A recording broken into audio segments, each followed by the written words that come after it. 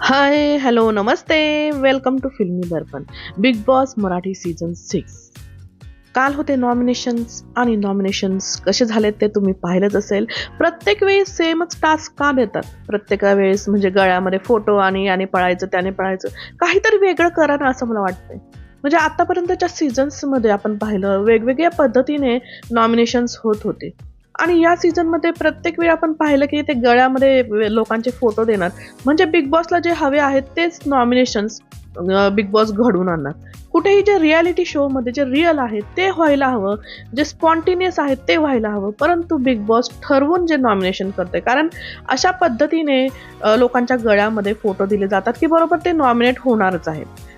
आता राकेशच्या गळ्यामध्ये जर तुम्ही विशालचा फोटो जर टाकला तर राकेश नाही का त्याला नॉमिनेट करणार? बरोबर. विशालला नॉमिनेट करण्यासाठी तुम्ही बरोबर ते राकेशच्या गळ्यामध्ये त्याचा फोटो टाकलेला आहे. आणि जर दीपालीच्या गळ्यामध्ये सागरचा फोटो टाकला तर दीपालीला सागरला बाहेर काढायचंच आहे, त्यामुळे ती सुद्धा पडणार आहे. इथं डील आणि हे किती डील करणार लोक.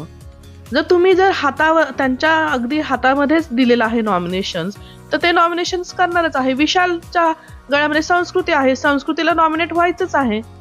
बरोबर. आणि बरोबर तुम्ही तन्वी, राखीच्या गळ्यामध्ये तन्वी दिलेली आहे, म्हणजे तन्वी बरोबर वाचणार आहे इथं. रेवाच्या गळ्यामध्ये राखी दिलेली आहे, म्हणजे राखी सुद्धा वाचण्याचे चान्सेस आहेत. म्हणजे बिग बॉसला ज्यांना नॉमिनेट करायचं आहे बरोबर त्यांनी नॉमिनेट केलेलं आहे. आता कालच्या एपिसोडमध्ये आपण पाहिलं की राकेशने विशालला नॉमिनेट केलेलं आहे. म्हणजे विशालला राकेश हवा आहे कॉम्पिटिशनमध्ये, परंतु राकेशला विशाल नकोय. म्हणजे बघा, हे राकेशचा आणि विशालचा जो दृष्टिकोन आहे ना त्याच्यामध्ये किती फरक आहे. राकेशला विशाल नकोय कॉम्पिटिशनमध्ये, परंतु विशाल म्हणतोय की त्याला स्ट्रॉंग लोकांबरोबर खेळायचंय. मग राकेशला विशालची भीती वाटतेय का? म्हणजे विशाल जेव्हा त्याला सांगतोय, डील करतोय, तरी सुद्धा राकेश म्हणजे त्याला चकवा देऊन तो गेलेला आहे. म्हणजे असा तर तो पोहोचू शकला नसता, विशालने त्याला त्या बजरपर्यंत पोहोचू दिलं नसतं. परंतु तरीही राकेशने एक डीलच्या नावाखाली त्याला शब्द देऊन, त्याला फसवून त्याला नॉमिनेट केलेलं आहे. म्हणजे हे राकेशचं जे आहे ना जो स्वभाव, तो आपल्याला इथे कळतो. आणि विशाल जो आहे, आपण त्याला मास्टर माइंड म्हणतो, तो इथं फसला गेला राकेशच्या बोलण्यावरनं. आणि त्याच्यावरनं त्यांचा वाद आपल्याला झालेला बराच दिसतोय. विशाल त्याला बोलतोय, घाबरट बोलतोय किंवा टट्टू बोलतोय. आणि तो म्हणतो की तुला खेळायचं तर समोरून खेळ ना, तू समोरून मला सांगितलं असतं तर तू तू त्या बजरपर्यंत पोहोचू पण शकला नसता. विशालचं पण म्हणणं बरोबर आहे. म्हणजे जर आपण पाहिलं की एक बोलून खेळणं, की जे स्ट्रॉंग लोक असतात ते बोलून खेळतात की ठीक आहे, मला तुला नॉमिनेट करायचं तर मी करतो, परंतु मी तुला नॉमिनेट करणार नाही, किंवा असं काहीतरी कारण देऊन हळूच जाऊन प्रभूच्या नावाखाली त्याला नॉमिनेट केलेलं आहे. तर हे कुठेतरी तुम्हाला पटतंय का? नक्की कमेंट्समध्ये सांगा. तर आपण पाहिलं राखी, अनुश्री, तन्वी या रेवाला पकडून ठेवतायत, कारण रेवाला राखीला नॉमिनेट करायचंय, परंतु राखीला आणि बाकीच्या जे अनुश्री वगैरे यांना आहे, राखीला नॉमिनेट होऊ द्यायचं नाही, कारण तर अनुश्रीला स्वतःला वाचवायचंय, त्यामुळे ती राखीला वाचवण्याचा प्रयत्न करते. आणि या प्रोसेसमध्ये आपण पाहिलं की कोणीही त्या बझरपर्यंत पोहोचत नाहीये, त्यामुळे सागर शेवटी जाऊन तो बझर वाजवतात आणि राकेशला नॉमिनेट करतात. राकेश जो प्रत्येक वेळी जो हे टास्क रद्द करतो, हे कारण सागर देतात, आणि ते कारण जे आहे ते योग्य सुद्धा आहे. आणि गाजराचं सुद्धा ते काढतात की गाजर टाकून हा कसला खेळ खेळणार होतो. आणि आता याच्यामध्ये जे आहे ते दीपाली वगैरे मध्ये मध्ये बोलायला लागतात, तर विशाल म्हणतो की प्यादा म्हणतो दीपालीला, प्यादा सांगतोय. तर या फेरीमध्ये आपण पाहिलं की राकेश सुद्धा नॉमिनेट झालेला आहे. म्हणजे जसा विशाल नॉमिनेट झाला तसा राकेश सुद्धा नॉमिनेट झालेला आहे. राकेश पुन्हा सागरला बोलतोय की तू मला सांगितलं नाही, शब्द दिला होता. सेम राकेशने पण तेच केलं ना, की त्याने सुद्धा शब्द दिला होता, तो नाही पाळला, जबान दिली होती. त्याच्यावरनं विशाल सुद्धा त्याच्यावरती चिडलेला आहे. दोघांची बाचाबाची आपल्याला इथे दिसलेली आहे. अंतिम जी फेरी होती त्याच्यामध्ये बिग बॉसने कॅप्टनला जो आहे अधिकार विशेष दिलेला आहे, की जे 4 जण राहिलेले आहेत त्याच्यापैकी एकाला तो नॉमिनेट करू शकतो किंवा मग करू शकत नाही कुणालाच. तर याच्यामध्ये सगळेजण आपापली बाजू मांडतायत. तन्वी सांगते की मी वीक दिसत नाहीये, राखी म्हणते मी पॉझिटिव्ह खेळते, अनुश्री म्हणते की मी वेगवेगळ्या याच्यामध्ये मी आता सध्या जरी दिसत नसले तरी पण मी चांगला खेळ खेळणार आहे. दीपाली मी म्हणते की मी माझ्या परीने चांगला खेळ खेळणार आहे, 100% देण्याचा प्रयत्न करणार. इथे संकेतचा जो गेम आहे ते फेअर गेम संकेतचा दिसलेला आहे. संकेतचा गेम दिवसेंदिवस आपल्याला चांगला उभरताना दिसत आहे. एक चांगला कॅप्टन तो झालेला आहे, एक चांगला कंटेस्टंट बनण्याचा तो प्रयत्न करत आहे. आणि मला असं वाटतं एक तो जेन्युइन प्लेअर संकेत आहे. या सगळ्या आतापर्यंतच्या कंटेस्टंटमध्ये संकेत एक जेन्युइन प्लेअर मला दिसतोय. त्याने फेअर रिझन देऊन या चौघांपैकी दीपालीला नॉमिनेट केलेला आहे, कारण या चौघांमध्ये दीपाली वीक वाटतंय. दीपालीचा गेम जर आपण सुरुवातीपासून पाहिला तर फक्त दुसऱ्यांना पोक करणं एवढाच गेम त्यांचा आहे. ना त्या टास्कमध्ये कुठे दिसलेले आहेत, ना त्यांचं काहीतरी वेगळं डोकं त्या चालवत आहेत. आणि संकेतने नॉमिनेट केल्याच्या नंतर दीपाली पुन्हा ओरडतात की हे तुझं डोकं नाहीये, विशालचं आहे. म्हणजे प्रत्येक वेळी आपण बघितलं की रुचिताला सुद्धा त्यांनी सेम केलं. म्हणजे इथे कुणाला स्वतःचं डोकं नाहीये का, फक्त विशालच सगळ्यांना चालवतोय असं दीपाली ताईंना वाटतंय का? आणि डिसिजन दीपाली म्हणते की हा डिसिजन तुझा नाहीये. म्हणजे संकेत त्याला उत्तर देतोय की जर माझा डिसिजन नसता तर मी इथे कॅप्टन नसतो आणि मी टास्क खेळला नसतो. तर जो हा डिसिजन आहे पूर्णपणे संकेतचा डिसिजन आहे. परंतु दीपाली ताईंना कुणावरतीच विश्वास नाही, त्यांना फक्त विशालवरती विश्वास आहे की विशालच हा गेम चालवतोय असं दीपाली ताईंना वाटतंय. तर आता आपण पाहिलं की अंतिम जे नॉमिनेशन्स आहेत ते विशाल नॉमिनेट झालेला आहे, संस्कृती, सागर, रेवा, प्रभू, राकेश आणि दीपाली.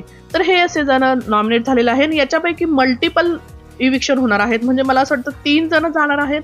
तर याच्यामध्ये संस्कृती सुद्धा डेंजर झोन मध्ये दिसते, सागर, रेवा आणि प्रभू हे डेंजर झोन मध्ये दिसत आहेत. दीपाली सुद्धा जाण्याचा चान्सेस मला असं वाटतो. परंतु याच्यामध्ये जे वीकेस्ट आहेत ते जायला हवेत असं मला वाटतं, कारण हा गेम सुधारायला हवा. वीक लोकांनी या घराच्या बाहेर पडायला हवं. त्याच्यामध्ये दीपालीचा गेम खरंच मला नाही वाटत. दीपाली घराच्या बाहेर आता जायला हव्यात. प्रभू पण घराच्या बाहेर जायला हवं, कारण प्रभूचा सुद्धा काहीच गेम दिसत नाहीये. तर बघूयात आता बिग बॉस काय ठरवतात आणि कोणाला घराच्या बाहेर पाठवतात. त्यानंतर आपण पाहिला आजचा पूर्ण जो एपिसोड होता, राखी मॅडमने स्वतःच्या नावावर करून घेतलेला आहे. राखीचा ड्रामा आपल्याला पूर्ण एपिसोडमध्ये दिसलेला आहे आणि राखीच्या ड्रामाशिवाय दाखवायला बिग बॉसला काहीच नाहीये का? म्हणजे एडिटर रूम मध्ये राखीच्या या ड्रामाशिवाय काहीच दाखवायला त्यांना दिसत नाहीये. त्यामुळे पूर्ण एपिसोड राखीचा ड्रामा आपण पाहिलेला आहे आणि सगळ्या प्रेक्षकांना पण माहिती आहे, कंटेस्टंटला पण माहिती आहे की हा फक्त एक ड्रामा आहे.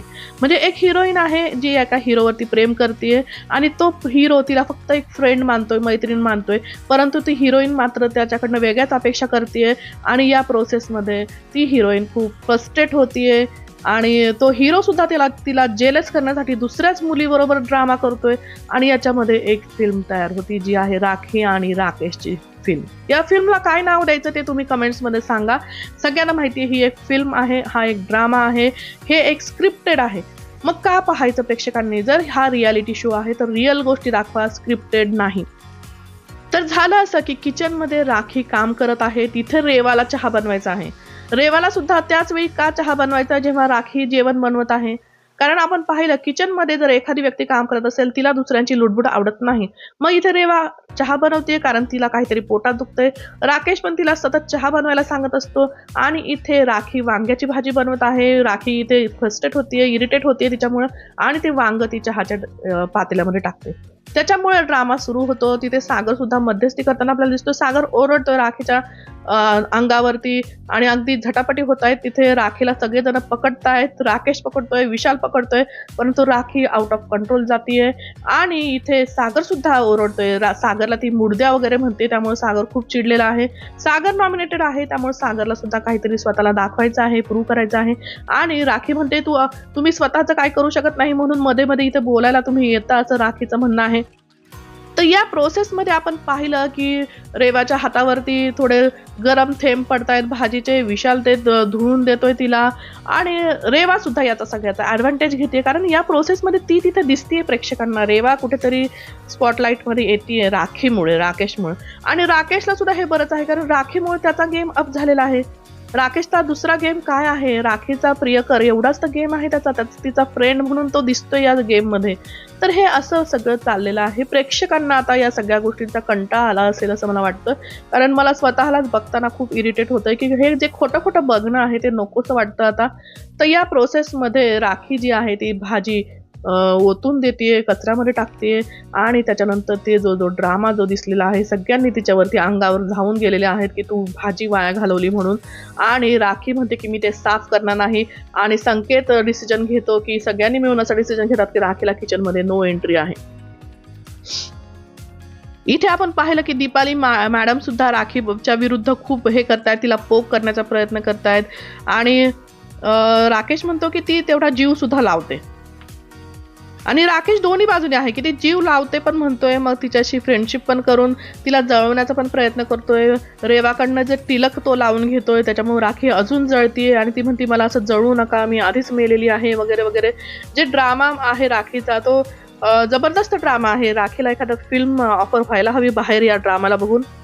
म्हणजे राकेश सुद्धा राखीला इरिटेट करण्यासाठी काय काय गोष्टी करतो. भांडी घासतोय रेवा बरोबर, जेव्हा त्याला भांडी घासायची नसतात, थंडी वाजत असते, परंतु रेवा भांडी घासते म्हणल्यावर तो तिच्याबरोबर भांडी घासायला सुद्धा तयार होतो. म्हणजे राखीला जळवण्यासाठी या गोष्टी राकेश मुद्दामून करत आहे. आणि जेव्हा राखी इरिटेट होते, भांडते आणि जाऊन रडत बसते, तेव्हा इकडे राकेश सुद्धा म्हणतो की ती एक चांगली मुलगी आहे, मला तिला रडवायचं नाहीये, माझ्यामुळे तिला त्रास व्हायला नको. म्हणजे हे कुठलं डबल पर्सनॅलिटी राकेशची आहे असं मला वाटतं, की एका बाजूला तो तिला रिस्पॉन्स पण देत नाहीये, त्याला माहिती आहे हा पूर्ण ड्रामा आहे, आणि दुसऱ्या साईडला तो स्वतः सुद्धा ड्रामा करतोय. म्हणजे हे जी स्टोरी जी आहे, एक रेवाला पण त्यांनी मध्ये घुसळवलेलं आहे. तर ही स्टोरी प्रेक्षकांना बघायची आहे का? प्रेक्षकांनीच कमेंट्समध्ये सांगावं की अशा स्टोऱ्या आपण फिल्म्समध्ये बघितलेल्या आहेत, ही नवीन एक स्टोरी आपल्याला बिग बॉसमध्ये पाहायला मिळते, मग ती आपल्याला बघायची आहे का? तर असा हा एकंदरीत राखी सावंत शो हा आपल्याला पाहायला मिळालेला आहे पूर्ण एपिसोड बरोबर. नंतर आपण पाहिलं की दीपाली जी आहे ती सुद्धा राखीवर चिडलेली आहे, कारण राखीला असं राखी जे म्हणत होती अनुश्रीला वगैरे की तू पळ दीपालीला नॉमिनेट करण्यासाठी, त्यामुळं दीपाली इथे चिडलेली आहे की मी का खुपते तुला, आणि तू इथे येऊन बसते, आमच्या सगळ्या गोष्टी ऐकते आणि तिकडे जाऊन आमच्याच विरुद्ध हे करते. त्याच्यामुळे दीपाली राखीवर चिडली आहे खूप. आणि दीपाली म्हणते की तुला हलक्यात नाही घेणार, राखी म्हणते सिरियस घ्या मला.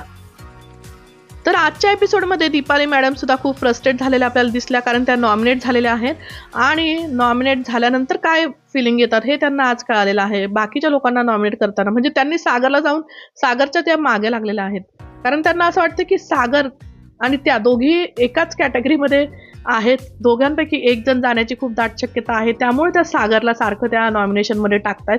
परंतु आज स्वतः दीपाली मॅडम सुद्धा नॉमिनेशन्समध्ये आलेल्या आहेत आणि हे दोघंही एकाच लेवलला आहेत असं मला वाटतं. दोघांचाही जास्त गेम दिसत नाही, त्यातल्या त्यात सागर भाऊ जे आहेत त्यांचा गेम थोडा तरी बरा आहे दीपाली ताईंपेक्षा, पण दीपालींचा गेम जो आहे तो खूपच आजकाल दिसतच नाहीये. आणि त्यांचा एकच गेम आहे लोकांना पोक करणं आणि लोकांना इरिटेट करणं, हा एकच गेम त्यांचा दिसतो. तर या पूर्ण प्रोसेसमध्ये बिग बॉसने थोडे टास्क चेंज करायला हवेत असं मला वाटतं. ते फोटो देऊन सारखं नॉमिनेट करणं, त्याच्यापेक्षा काहीतरी इंटरेस्टिंग ठेवायला पाहिजे की लोकांना सुद्धा काय नॉमिनेट करतायत आणि कन्फ्यूज व्हायला पाहिजे, असं काहीतरी करायला हवं. हे खूप प्रिडिक्टेबल होतंय, कुणाच्या गळ्यात कुणाचा फोटो हे झालं की बरोबर लोकांना सुद्धा कळतं की कोण नॉमिनेट होणार आहे. आणि जे हा जो गेम आहे हा स्क्रिप्टेड नाहीये, म्हणजे बिग बॉसचं जे आतापर्यंत आपण पाहिलेलं आहे स्क्रिप्टेड शो नाहीये, परंतु हा सीझन 6 मात्र राखी सावंत शो झाल्यामुळे पूर्णतः हा स्क्रिप्टेड झालेला शो आहे. आणि राखी जे ठरवते तेच दाखवलं जातं, बाकीचे सदस्य काहीच गेम खेळताना आपल्याला दिसत नाहीत. त्यातल्या त्यात नवीन सदस्य जे आलेले आहेत त्याच्यामध्ये संकेत जो आहे तो कन्व्हिन्सिंग वाटतोय, थोडा चांगला खेळतोय, तो कुठेतरी स्वतःचा परफॉर्मन्स दाखवण्याचा प्रयत्न करतो, एक जेन्युइन प्लेअर मला असं वाटतंय. त्यामुळं हा प्लेअर जो आहे तो पुढे जायला हवा आणि हा बिग बॉसचा शो जर अजून जास्त अप व्हायला हवा, तर जे वीक कंटेस्टंट आहेत ते या घरातनं बाहेर पडायला हवेत. तर असा हा आजचा एपिसोड झालेला आहे. तुमचं काय म्हणणं आहे? नॉमिनेशन्स फेअर्स आहेत, अनफेअर आहेत? विशाल नॉमिनेट झालेला आहे, राकेश नॉमिनेट झालेला आहे, दोघांपैकी कोणाची जाण्याची शक्यता वाटत नाही, कारण दोघेही स्ट्रॉंग आहेत. तन्वी तर स्ट्रॉंग असल्यामुळे तिला कोणीच नॉमिनेट केलेलं नाहीये. तर बघूयात आता कोण नॉमिनेट झालेलं आहे आणि ते नॉमिनेट झालेल्यापैकी कोण आता इविक्शनमध्ये जाणार आहे, ते पाहणं इंटरेस्टिंग असणार आहे. प्रेडिक्टेबल पण आहेत बऱ्याच गोष्टी, तर बघूयात भाऊच्या धक्क्यावरती काय होणार आहे. तुम्हाला काय वाटतं नक्की कमेंट्स बॉक्समध्ये व्यक्त व्हा. आणि आपले व्हिडिओ जर तुम्हाला आवडत असतील तर नक्की माझ्या या चॅनलला सपोर्ट करा आणि सबस्क्राईब करून ठेवा, लाईक करा, शेअर करा. नमस्कार, धन्यवाद.